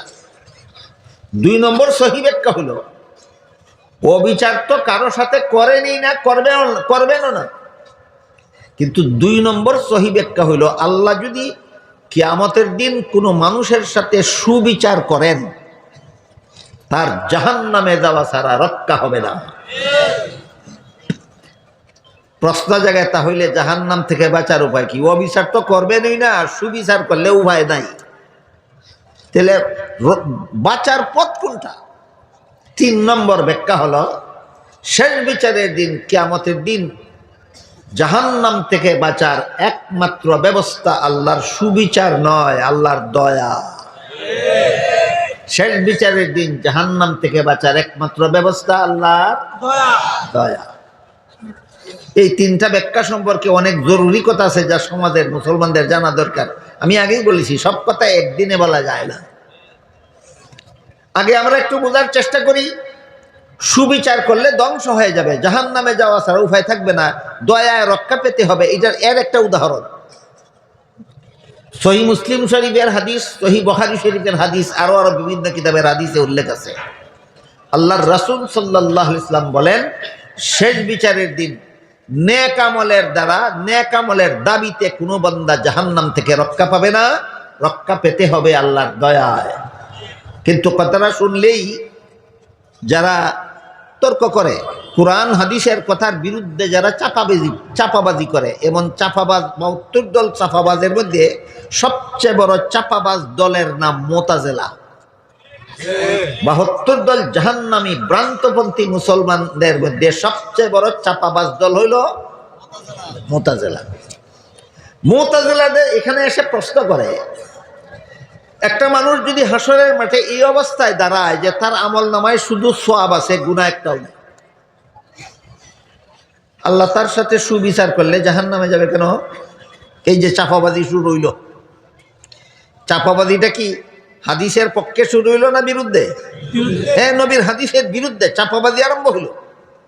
সবচেয়ে বড় চাপাবাজ দল হলো মুসলমানদের মধ্যে মুতাজিলা। এই মুতাজিলারা এখানে এসে চাপাবাজি শুরু করে। রাসূল বলেছেন নেক আমলের দাবিতে কেউ জাহান্নাম থেকে রক্ষা পাবে না, রক্ষা পেতে হবে আল্লাহর দয়ায়। মুতাজিলা নামের চাপাবাজরা এখানেই চাপাবাজি শুরু করে দেয় যে হাসরের মাঠে এক বান্দার আমল নামায় যদি সওয়াব পাওয়া যায়, গুনাহ যদি একটাও পাওয়া যায় না, তাহলে তার সাথে আল্লাহ সুবিচার করলে কেমনে জাহান্নামে যাবে? জাহান্নামে যাওয়ার তো কোনো যুক্তি নাই। এই চাপাবাজদের জবাব আরেক হাদিসে আছে। সেই হাদিসটা মুস্তাদরাক নামক হাদিসের কিতাবে উল্লেখ আছে। রাসূল করিম সাল্লাল্লাহু আলাইহি ওয়াসাল্লাম বলেন, বনি ইসরাইলের বংশে একটা লোক ছিল, একাধারে 500 বছর পর্যন্ত আল্লাহর ইবাদত বন্দেগী করেছিল নির্ভেজাল। হাদিস অনেক লম্বা, আমি খুব শর্টকাটে বলতেছি। এই লোকটা হাসরের মাঠে দাঁড়াবে 500 বছরের ইবাদতের সওয়াব আমল নামায় নিয়ে, যখন তার আমল নামায় একটা গুনাহও থাকবে না। বুঝে থাকতে বলুন, রাসূলের বর্ণিত হাদিসে 500 বছরের ইবাদত বন্দেগীর সওয়াব নিয়ে যেই লোকটা হাসরের মাঠে দাঁড়াবে, তার আমল নামায় কোনো গুনাহ থাকবে না? থাকবে না। আল্লাহ তখন একজন ফিরিস্তাকে বলবেন, ও ফিরিস্তা, আমার এই বান্দা একাধারে 500 বছর পর্যন্ত আমার ইবাদত বন্দেগী করেছে, তার আমল নামায় কোনো গুনাহ নাই, তাকে আমার দয়ায় জান্নাতে পৌঁছে দাও। রাসূল বলেন, তখন ওই লোকটা আল্লাহকে জিজ্ঞাসা করবে, আপনার দয়ায় যদি আমার জান্নাতে যেতে হয় তাহলে আমার ইবাদতের মূল্যায়ন কি হলো? রাসূল বলেন, তার প্রশ্নের কোনো জবাব না দিয়া আল্লাহ ফিরিস্তাকে আবার বলবেন, তাকে আমার দয়ায় জান্নাতে পৌঁছাইয়া দাও। সে আবার জিজ্ঞাসা করবে, আপনার দয়ায় যদি আমার জান্নাতে যেতে হয় তাহলে আমার 500 বছরের ইবাদত গেল কোথায়? 2 বার রিপিট করার পরে আল্লাহ বলবেন, ঠিক আছে, তুমি যদি তোমার ইবাদতের হিসাব নিকাশ মিলিয়ে যদি জান্নাতে যেতে চাও, হিসাব মিলাও, আমার বাধা নাই। তখন হাসরের মাঠে এই বান্দার সাথে আল্লাহর হিসাব নিকাশ শুরু হবে। সর্বপ্রথমে আল্লাহ তাকে জিজ্ঞাসা করবেন, বলো তো, আমি যখন তোমাকে তোমার মায়ের গর্ভে জন্ম দিয়ে পাঠিয়েছিলাম, তখন যদি আমি দয়া করে তোমাকে জগৎটা দেখার মতো 2টা চক্ষু না দিতাম, তাহলে তোমার 500 বছরের ইবাদত কোন হাসপাতালে বিক্রি করলে এমন 2টা চক্ষু কিনতে পাইতে? বান্দা বলবেন, না আল্লাহ, 500 বছরের ইবাদত বিক্রি করে এমন 2টা চক্ষু কিনা যায় না। এই 2 চক্ষুর মূল্য 500 বছরের ইবাদতের চেয়ে অনেক বেশি। তখন আল্লাহ বলবেন, ঠিক আছে, আমি মেনে নিলাম, তোমার 500 বছরের ইবাদতই আমি গ্রহণ করলাম, আমার দেওয়া 2টা চোখের মূল্য। এবার বলো, আমার দেওয়া 2টি কানের মূল্য দিবে কে? আমার দেওয়া 2টি হাতের মূল্য দিবে কে? আমার দেওয়া 2টি পায়ের মূল্য দিবে কে? আমার দেওয়া 32টা দাঁতের মূল্য দিবে কে? 20টা আঙ্গুলের মূল্য দিবে কে? আর 500 বছর ইবাদত করতে কত টন খাদ্য খেয়েছো আর কত টন পানি পান করেছো, সেইগুলি মূল্য দিবে কে? আল্লাহর রাসূল বলেন, বান্দা এই প্রশ্ন করার সাথে সাথে, আল্লাহ এই প্রশ্ন করার সাথে সাথে বান্দা নিরুত্তর হয়ে যাবে, লাজবাব হয়ে যাবে, কোনো জবাব দিতে পারবে না। তখন আল্লাহ ওই আগের ফেরেশতা কি বলবেন, এই ফেরেশতা, এই বান্দার সাথে আমার সুবিচারের দরকার। সে আমার পাওনা দিতে পারে না, যা দিছে মাত্র 2টা চৌকের দাম দিছে, আর বাকিটার দাম দিতে পারে না, জাহান্নামে নিয়ে যায়। রাসূল বলেন, আল্লাহর হুকুম পাওয়া মাত্র ফেরেশতা তাকে টানা হেঁচড়া করে জাহান্নামে নিয়ে রওনা হবেন। তখন ওই বান্দা চিৎকার দিয়ে বলতে থাকবে, আল্লাহ, সুবিচারের দরকার নাই, দয়া করে এই জান্নাতে দিয়ে দাও। কোথায় গেল চাপাবাজি তোমাদের? আল্লাহ এবং আল্লাহর রাসূলের কথার বিরুদ্ধে যারা চাপাবাজি করে, শেষ বিচারের দিন টের পাবে তোমার চাপাবাজির দাম বেশি না কোরআন সুন্নাহর দাম বেশি।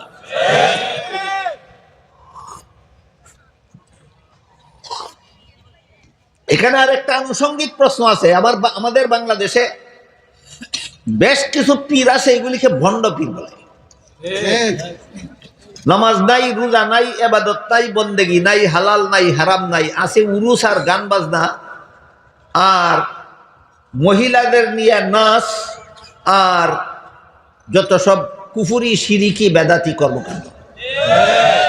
এরা যখন এই হাদিসের বিবরণটা শুনে, তখন বলে, এই জন্যই তো আমরা নামাজ রোজা করি না। নামাজ রোজার দ্বারা বেহেশতে যাওয়া যাবে না। আল্লাহ রাসূল হাদিস শরীফে বলে গেছে, বেহেশতে যেতে হবে আল্লাহর দয়ায়।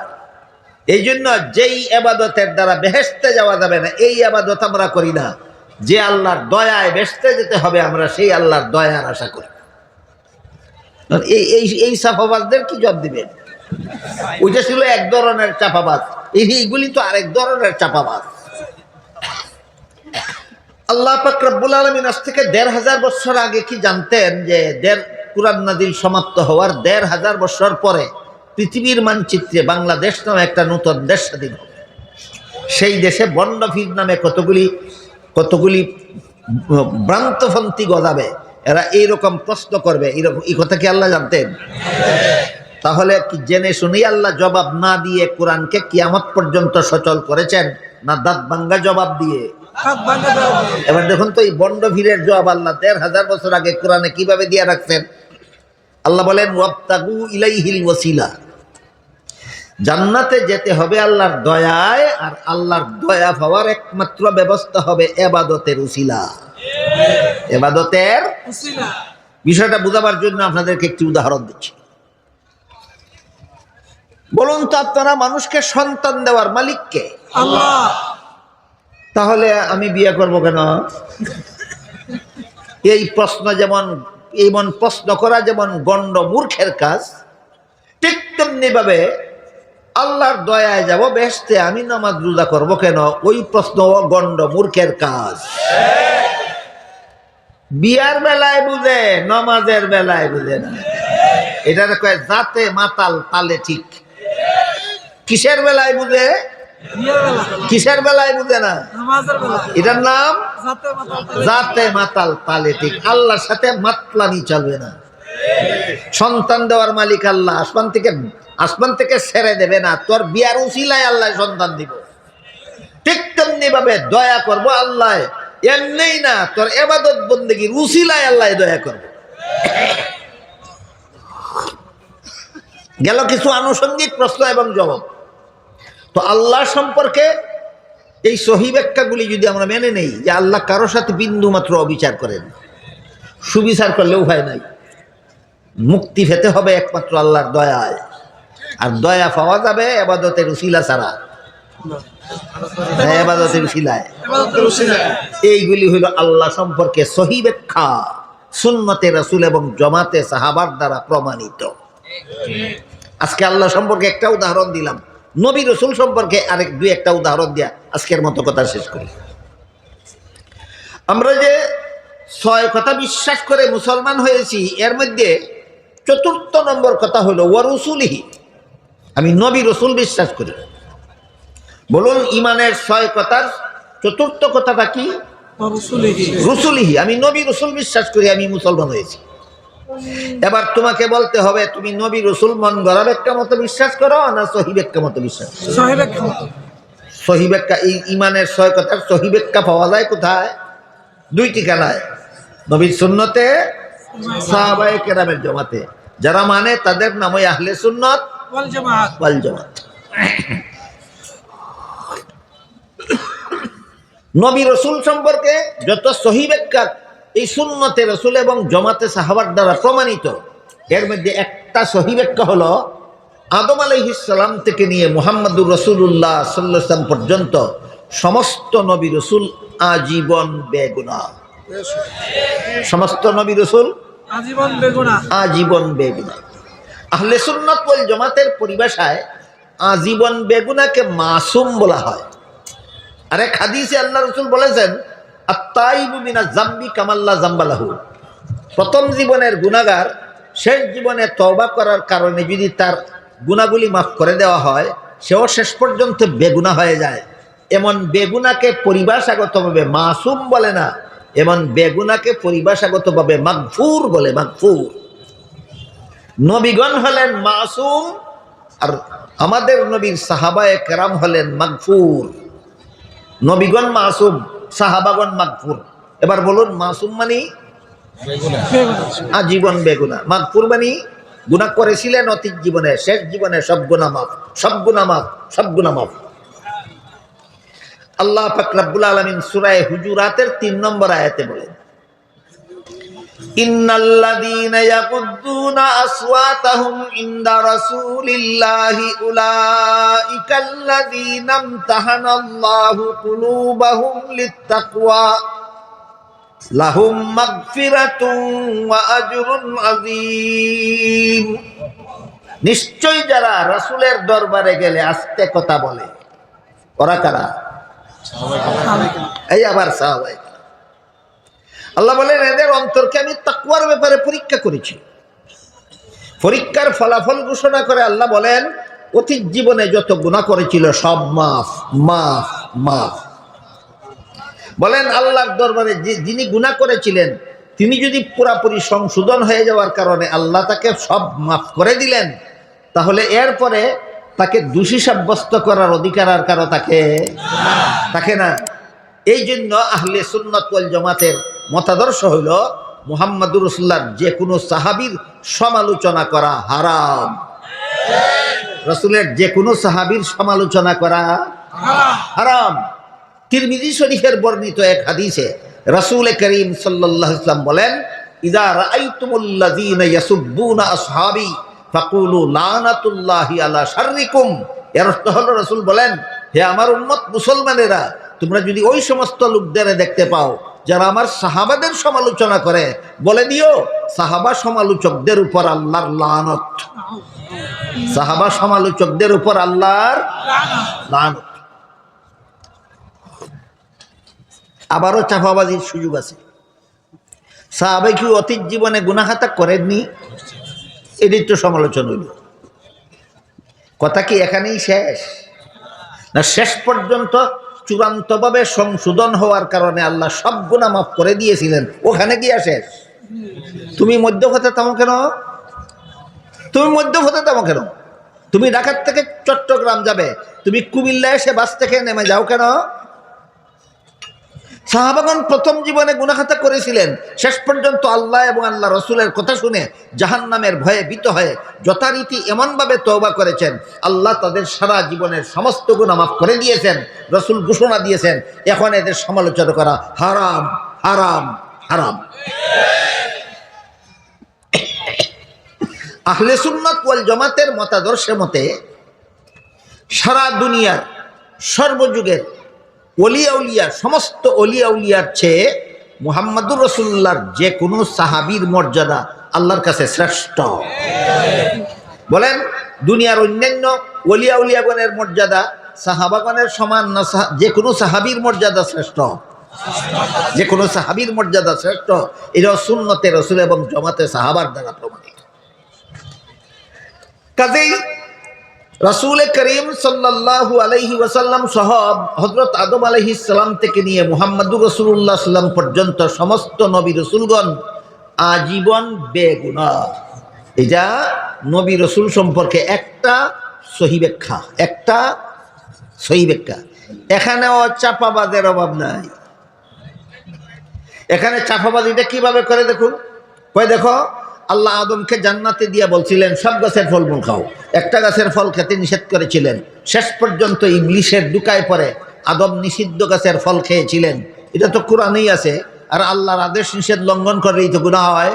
সুতরাং কোরআনের দ্বারাই তো সাব্যস্ত হয় আদম গুনাহগার। আবার শুরু হইল নি চাপাবাজি, শুরু হয়েছে নি?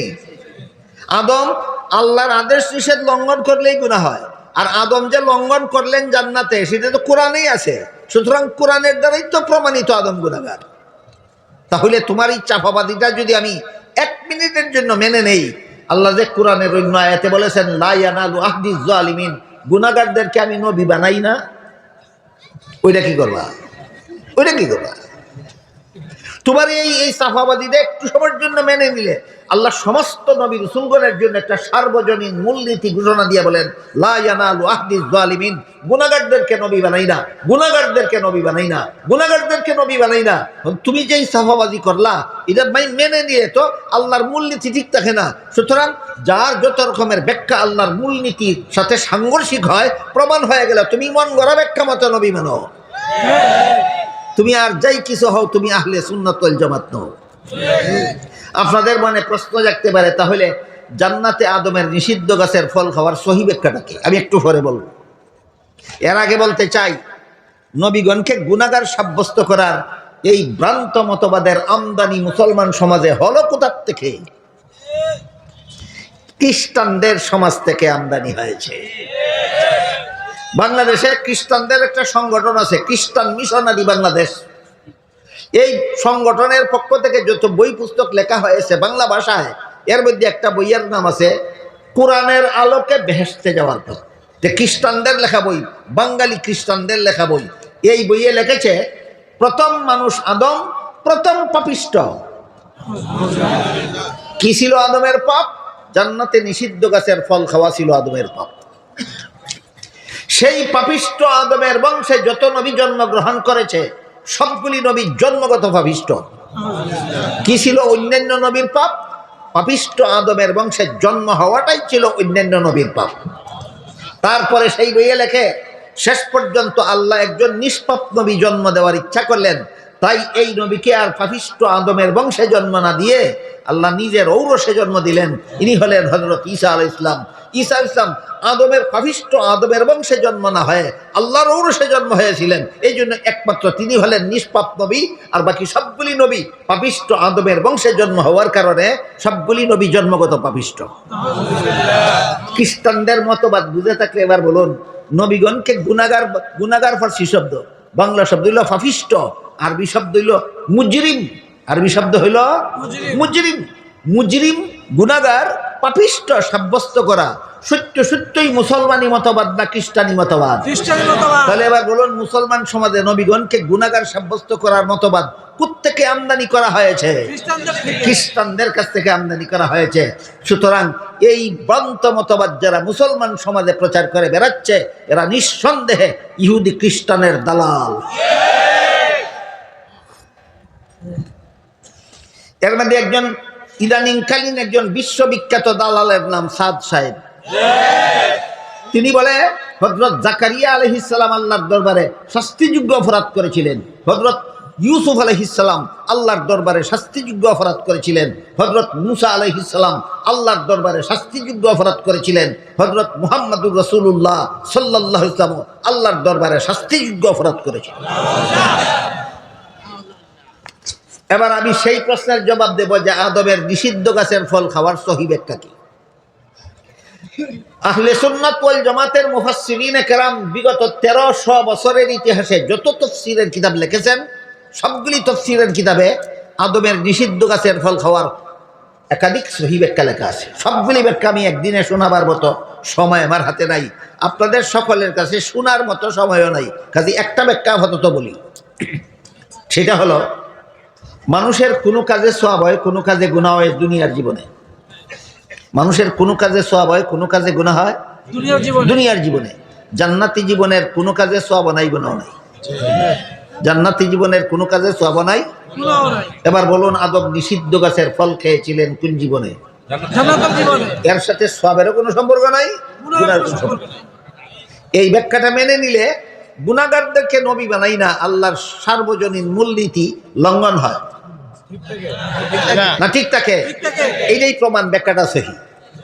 যেই ব্যাখ্যা মেনে নিলে আল্লাহর মূলনীতি লঙ্ঘন হয়, যে মন গড়া অপব্যাখ্যা, দুনিয়ার স্বার্থে পরে অপব্যাখ্যা শুরু করেছে নবী রাসূলের বেলায়। আর যেই ব্যাখ্যা মেনে নিলে আল্লাহর মূলনীতি লঙ্ঘন হয় না, বহাল থাকে, এই ব্যাখ্যা হইল সহি ব্যাখ্যা।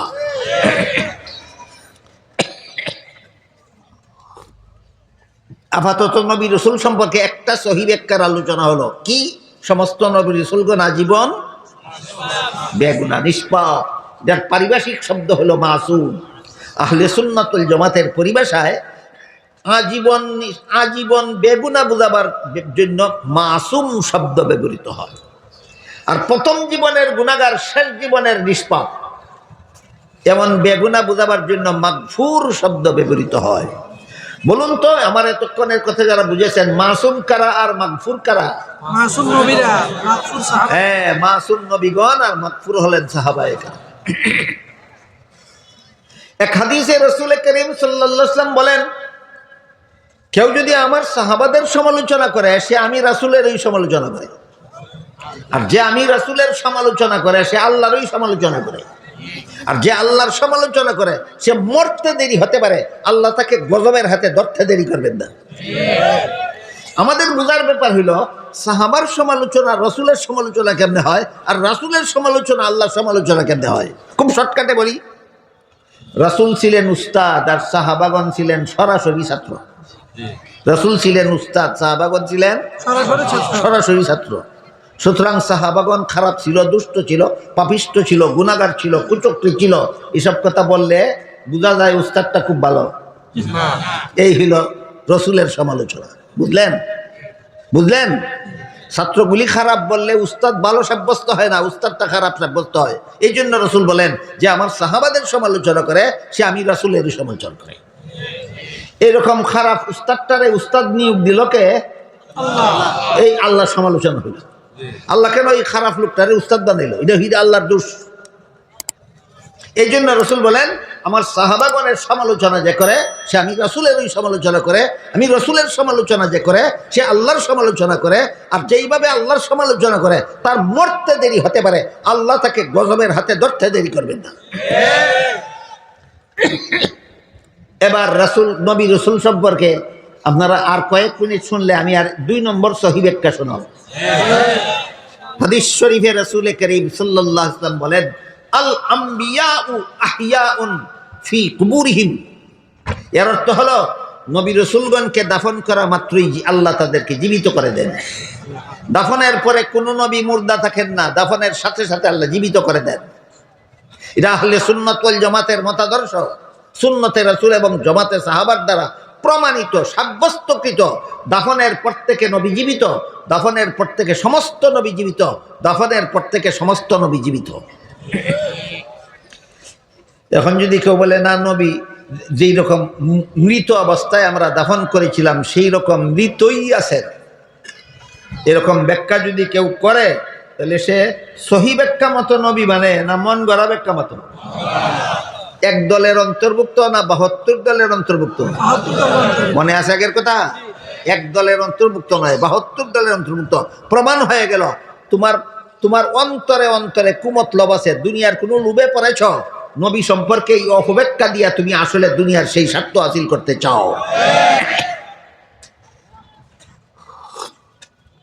এক হাদিসে রাসূল বলেন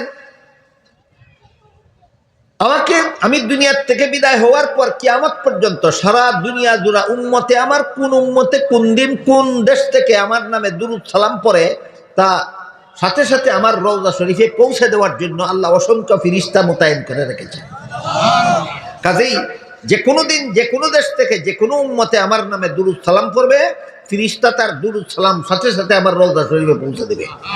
কিন্তু কোন উম্মত যদি আমার রওজা শরীফের কাছে এসে দুরূদ সালাম পড়ে, যে কোনো উম্মত যে কোনো সময় আমার রওজা শরীফের কাছে এসে দুরূদ সালাম পড়লে আমি নিজের কানে শুনবো, নিজের মুখে জবাব দেব, ফেরেশতাদের মধ্যস্থতা লাগবে না।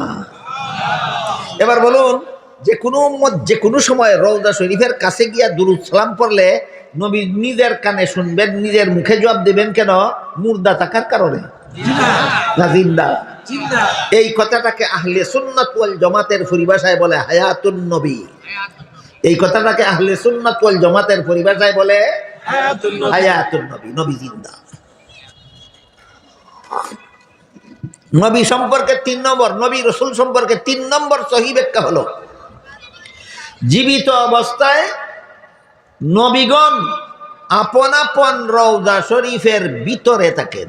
রাসূল বলেন ফি কুবুরিহিম, ফি কুবুরিহিম, ফি কুবুরিহিম, রওজা শরীফের ভিতরে থাকেন, ভিতরে থাকেন, ভিতরে থাকেন।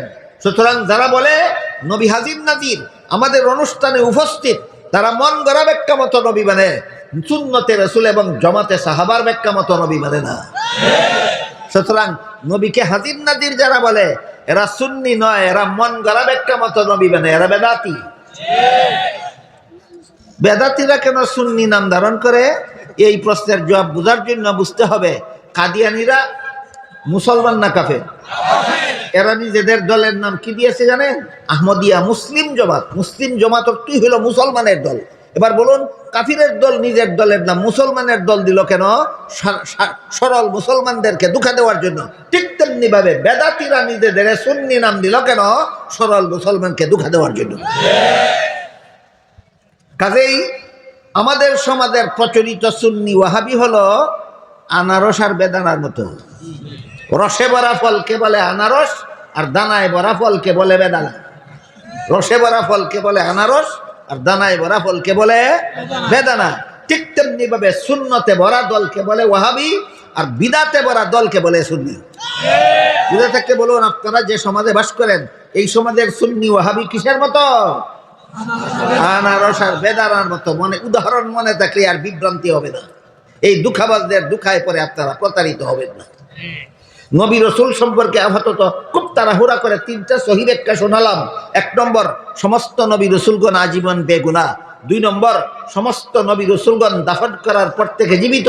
3 নম্বর, সমস্ত নবী রসুলগণ জীবিত হয়ে রওজা শরীফের ভিতরে থাকেন, কোথাও হাজির নাজির হন না। আল্লাহ পাক রব্বুল আলামিন পবিত্র কোরআনে আমাদের নবীকে সম্বোধন করে বলেন, ওমা কুনতা লাদাইহিম ইয আজমাউ আমরাহুম ওয়া হুম ইয়ামকুরুন। হে মুহাম্মদুর রাসূলুল্লাহ সাল্লাল্লাহু আলাইহি ওয়াসাল্লাম, আপনি যদি হাজির নাজির হতেন তাহলে ইউসুফ আলাইহিস সালামকে 10 ভাইয়ে যে কয় নিক্ষেপ করেছিল সেখানেও হাজির নাজির হতেন, নিজের চোখে দেখতেন। যেহেতু আপনি হাজির নাজির না, এই জন্য কোরআন নাজিল করে আপনাকে ঘটনা অবগত করে দিলাম। অন্য আয়াতে বলেন, ওমা কুনতা লাদাইহিম ইয ইউলকুনা আকলামাহুম আইয়ুহুম ইয়াকফুলু মারইয়াম ওমা কুনতা লাদাইহিম ইয ইয়াখতাসিমুন। হে রাসূল করিম সাল্লাল্লাহু আলাইহি ওয়াসাল্লাম, ঈসা আলাইহিস সালামের মা মরিয়ম যখন জন্মগ্রহণ করেছিলেন, এই মরিয়মের অভিভাবক সাব্যস্ত করার জন্য তারা একটা লটারি দিয়েছিল। লটারির ঘটনা বর্ণনা করে আল্লাহ কোরআনে বলেন, যদি আপনি হাজির নাজির হতেন, ঘটনার ক্ষেত্রে নিজেই থাকতেন, নিজেই দেখতেন, আপনি হাজির নাজির না, এই জন্য কোরআন নাজিল করে আপনাকে ঘটনা অবগত করে দিলাম। আল্লাহ নিজের সম্পর্কে বলেন, ওমা কুন্না গায়বিন, আমি কোথাও অনুপস্থিত নই। বলুন তো, যিনি কোথাও অনুপস্থিত নন তিনি উপস্থিত কোথায়? সুতরাং হাজির নাজির এটা নবীর মর্যাদা নয়, হাজির নাজির আল্লাহর মর্যাদা। আল্লাহর মর্যাদা কেড়ে নিয়ে তোমার নবীকে দেওয়ার কথা তোমার এত বড় হেডমাস্টারই দিল কে? নবীর মর্যাদার অভাব পড়ছে নাকি? নবীর মর্যাদার তো অভাব নাই। আমার হাতে আজকে সময়ের অভাব, তা না হলে আল্লাহ আমাদের নবীকে কত বড় মর্যাদা দিয়েছেন কোরআনে আমি বলে দিতাম। শুধু একটি হাদিস বলি শুনুন। এক হাদিসে আল্লাহ রাসূল বলেন, ইন্নাল্লাহা ফাদ্দালানি আলাল আম্বিয়া ওয়া ফাদ্দালা উম্মতি আলাল উমাম। আল্লাহ আমাকে সমস্ত নবী ও রাসূলগণের উপর শ্রেষ্ঠ মর্যাদা দান করেছেন, আর আমার উম্মতকে সকল নবীর উম্মতের উপর শ্রেষ্ঠ মর্যাদা দান করেছেন। আমাদের নবীর মর্যাদা কুল মখলুকাতের উপর শ্রেষ্ঠ মর্যাদা। আমাদের নবীর মর্যাদা সমস্ত নবী রাসূলগণের উপর শ্রেষ্ঠ মর্যাদা। আমাদের নবীর মর্যাদা সমস্ত ফিরিস্তাদের উপর শ্রেষ্ঠ মর্যাদা। আমাদের নবীর মর্যাদা আরশ কুরসি লৌহ কলমের চেয়ে শ্রেষ্ঠ মর্যাদা। এমন মর্যাদাশালী নবীরে আল্লাহর মর্যাদা কেড়ে নিয়ে দেবা কেন? নবীর মর্যাদা গেল কোথায়? কাজেই হাজির নাজির হওয়া নবীর মর্যাদা নয়, এটা আল্লাহর মর্যাদা। আল্লাহর মর্যাদা নবীকে দিলে আশিকে রসুল হয় না, শিরিক হয়। কি হয়? শিরিক হয়। বেয়াদবি মাফ করলে একটি উদাহরণ দিয়ে কথা শেষ করি। এক মহিলা ওয়াজ শুনছিল, স্বামীকে সম্মান করা দরকার, ভালোই তো, কিন্তু কি বললে স্বামীর সম্মান হবে খুঁজে পায় না। শব্দটা কি হবে চিন্তা করতে করতে করতে করতে হঠাৎ মনে পড়েছে, আরে সারা জীবনভর মর্যাদার একটা শব্দ তো আমি ব্যবহার করে এসেছি, সেটা শব্দটা হইল আব্বা। এই দিন স্বামী যখন বাজার থেকে আসলো, ঘরে দরজা খুলেই বিবি সাহেব স্বামীকে বলে, আব্বা আজকে কেমন আছেন? বলেন আব্বা বড় খুশি হবে নাকি জুতা মারবে গালে? কেন? আব্বা শব্দটা মর্যাদার বটে, স্বামীর জন্য নয়, জন্মদাতার জন্য। স্বামীর বেলায় ব্যবহার করলে সাফার দাঁত রাখবে না একটাও। ঠিক তেমনি ভাবে হাজির নাজির মর্যাদার শব্দ বটে, নবীর জন্য নয়, আল্লাহর জন্য। নবীর জন্য ব্যবহার করলে ইমানের লেশটা মাত্র থাকবে না তোমার। সুতরাং কুরআন হাদিসের বিবরণ মতো আমরা ইমানের সহায়তা বিশ্বাস করে মুমিন হওয়ার, আর সুন্নতে রাসূল এবং জামাতে সাহাবার ব্যাখ্যা মতো আহলে সুন্নাত ওয়াল জামাতের অন্তর্ভুক্ত হওয়ার সৌভাগ্য আল্লাহ আপনাদের আমাদের সবাইকে দান করুন। সবাই বলুন আমিন। সুবহানা রাব্বিকা রাব্বিল ইজ্জাতি আম্মা ইয়াসিফুন ওয়া সালামুন আলাল মুরসালিন ওয়ালহামদুলিল্লাহি রাব্বিল আলামিন।